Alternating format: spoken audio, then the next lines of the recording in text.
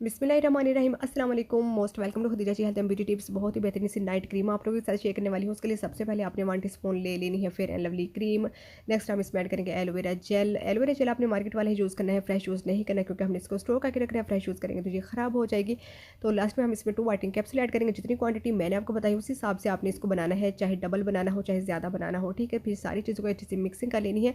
Mixing जितनी भी अच्छी आप करते हैं किसी भी पैक की किसी भी क्रीम के, तो उतने ही आपको इसके अच्छे रिजल्ट मिलते हैं। तो लीजिए हमारी नाइट क्रीम जो है ये बनकर रेडी हो चुकी है। तो अब हम इसको अप्लाई करते हैं।